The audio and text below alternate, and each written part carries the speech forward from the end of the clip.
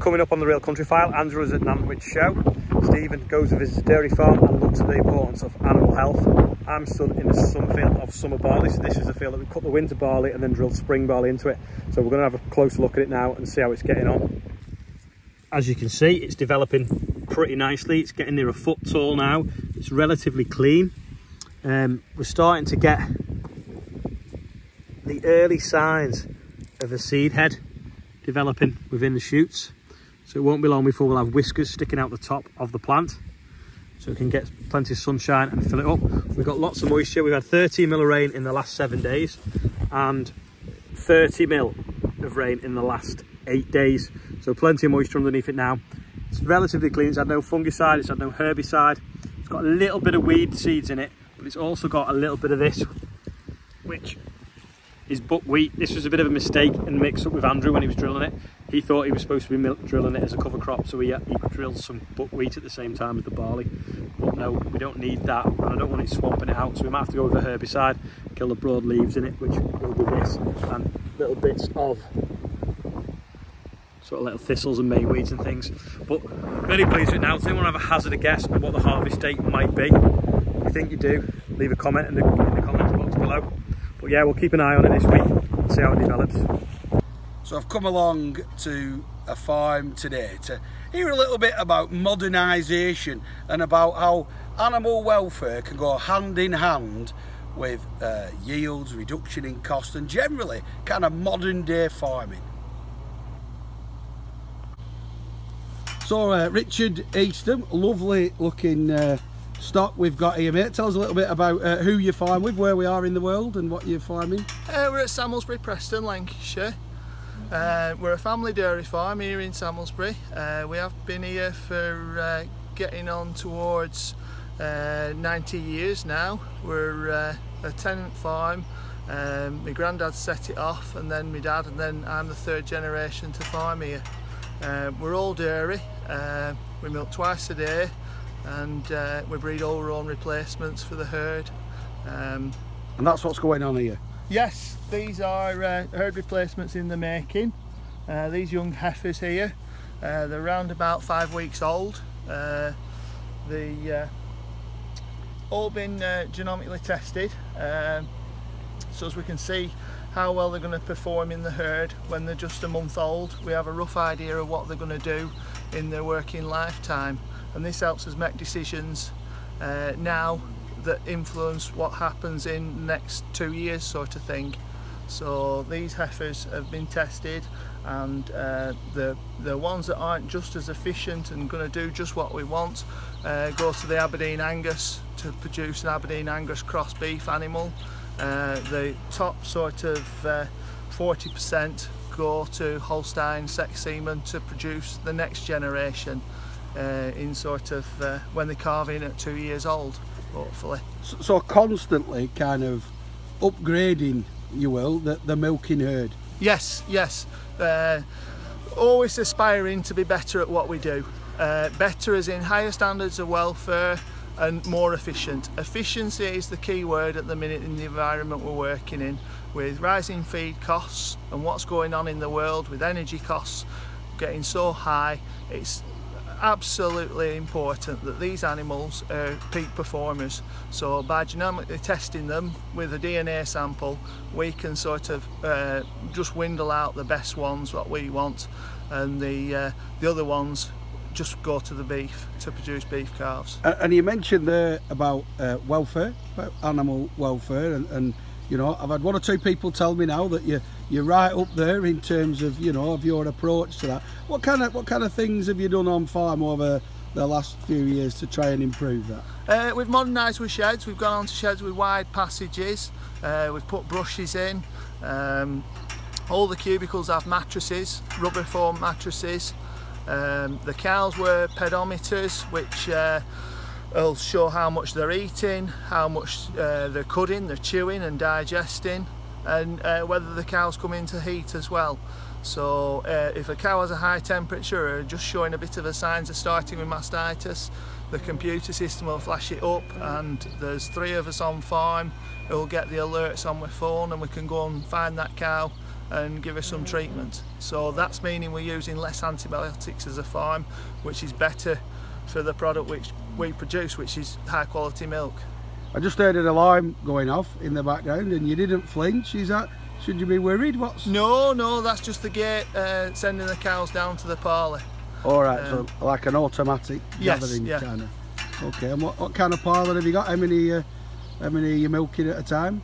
We milk 32 at any one time. We're 16 units of 32 herringbone, and at the minute there's about 365 cows in milk. And how many times a day do you milk them? Just twice, yeah, just twice a day. So what's your kind of your totals then for milking, for litrage for somewhere between 10 and 10,500 litres. We'll let the cows sort of do it as cost effectively as we can. We're on a diet of grass silage, potatoes, brewer's grains and meal. One diet for the whole herd, everything's fed the same. One milking cow diet and one dry cow diet, just a simple system. And yeah, we just let the cows sort of do what they do off it. And we're hearing a lot on the Real Country File about costs and about just what kind of year it's been. It's been a bit of respite with good grass growing weather early on and such like for silage. What about your price per litre? Are you happy? Who are you selling to mainly? Is it looking after you? We're a member of the Co-op Milk Group. We're one of 162 farms across the country supplying Co-op through Muller at Manchester, and prices have steadily rose as costs have rose. So we're probably doing the same thing we were 12 months ago, but we're getting paid more for it, but it's costing more. So the numbers have gone up basically. But we're at break even.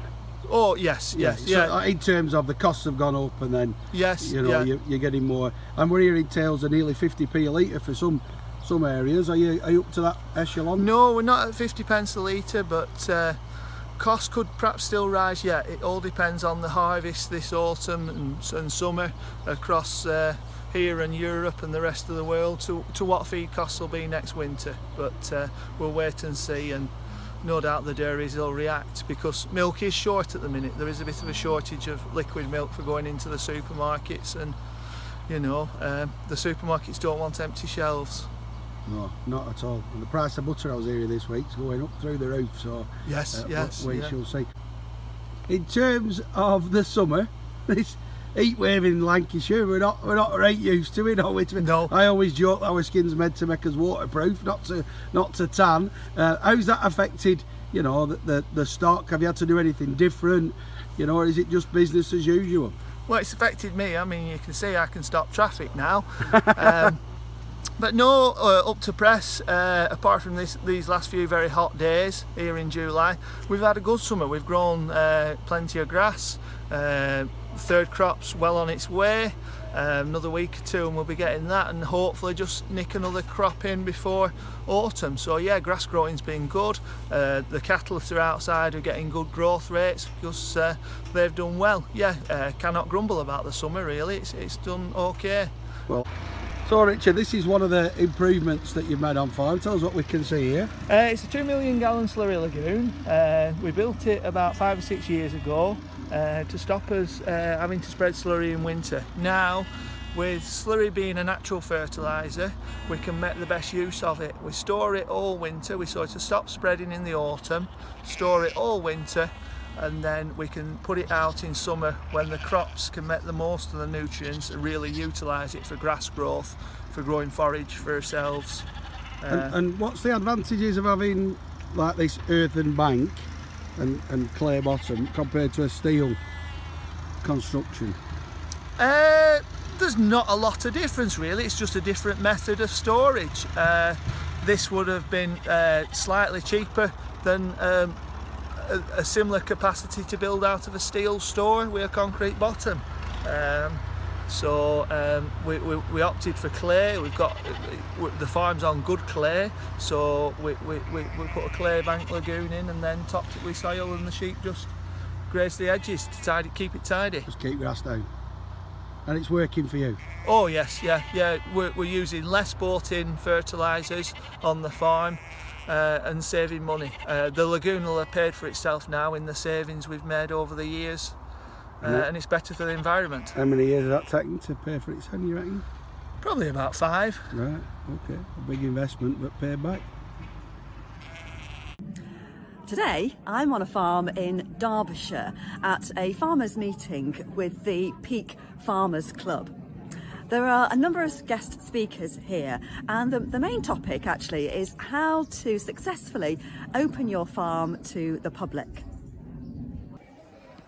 So now I'm just with Sam Walton, who's farm manager here at Lowerhurst Farm. So Sam, just give us an overview. What kind of farming takes place here? Well, Lowerhurst Farm, we're an organic farm right throughout the 270 acres that we farm. We've got a herd of pedigree Hereford cattle. We've got 47 breeding cows and then followers as well. We're a completely closed herd, so we breed all our own replacements as well.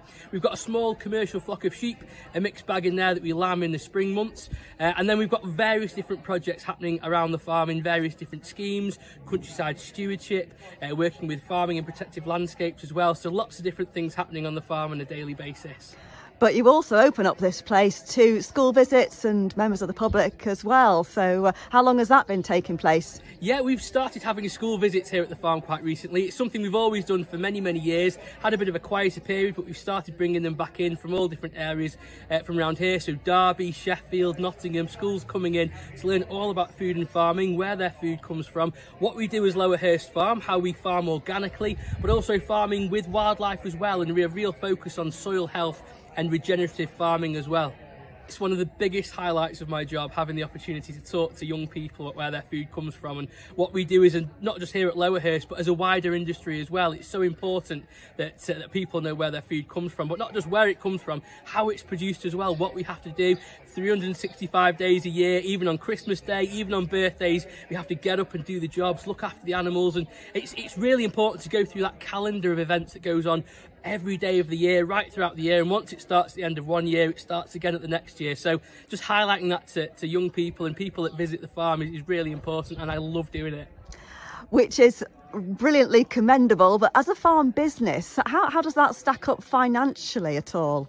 Is there an income stream to be made from that, or not really? We're currently working with Farming and Protected Landscapes, who are funding the school visits currently that come to the farm, but also the wider picture and looking further ahead. We'd perhaps like to start looking at increasing maybe prices for schools to come and visit the farm. We're looking to start retailing our own produce from the farm as well, so by having people coming to visit the farm, we can advertise and market our produce that we'd like to sell as well. So it's thinking about the long picture really as to what we can do for the revenue of the farm going forward.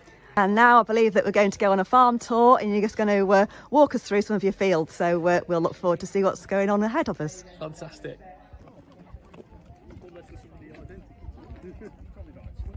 And we've got the cattle handling here.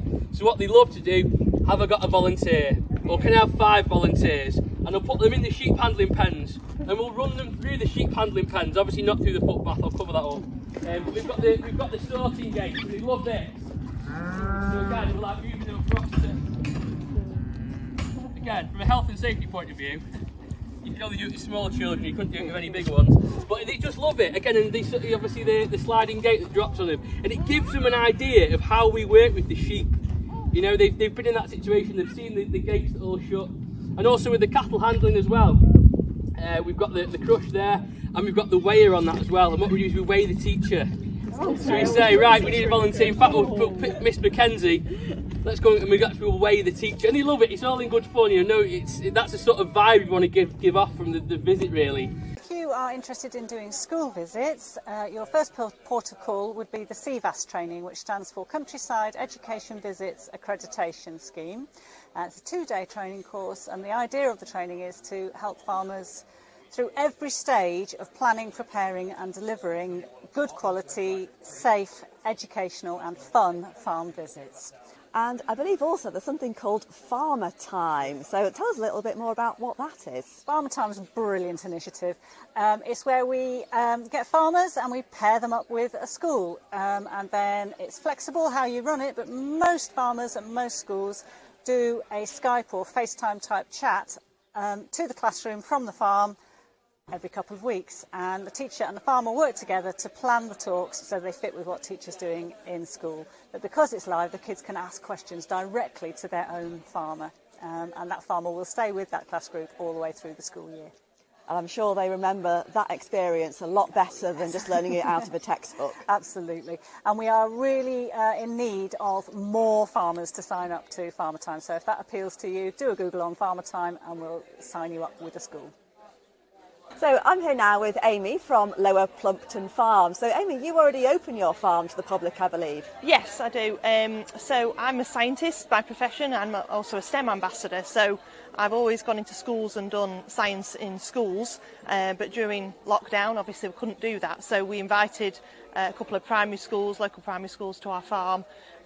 So I've kind of continued, and I'm trying to grow that, offering visits to our farm, primarily looking at kind of science related, linking it back to the science curriculum for Key Stage 2 and Key Stage 3. If you're in a protected area like an area of outstanding natural beauty or a national park, there is funding available through FIPL, that's Farming in Protected Landscapes, until the end of March 2024, and we can help with funding of things like toilets, hand washing facilities. If you're in a stewardship scheme, you can get paid even to be running those visits. So look for your local FIPL, that's Farming in Protected Landscapes advisor, and they should be able to give you more advice. And I'm here now actually with Andy Guy from Open Farm Sunday. So Andy, just give us an overview. Why is it important for farmers to engage with the public? Well, you know, I think there's lots of reasons why people do it. It's a hugely rewarding thing, first of all, and it's a great philanthropic gesture to welcome people onto your farm. But the real motivation, I think, is to help people understand where their food comes from and how we look after the countryside. We're living in a world where people get their information from Twitter and from the papers and from websites, and this is an opportunity for farmers to give them the facts kind of straight from the horse's mouth, or maybe straight from the cow's mouth these days. So it's a great opportunity to talk to people.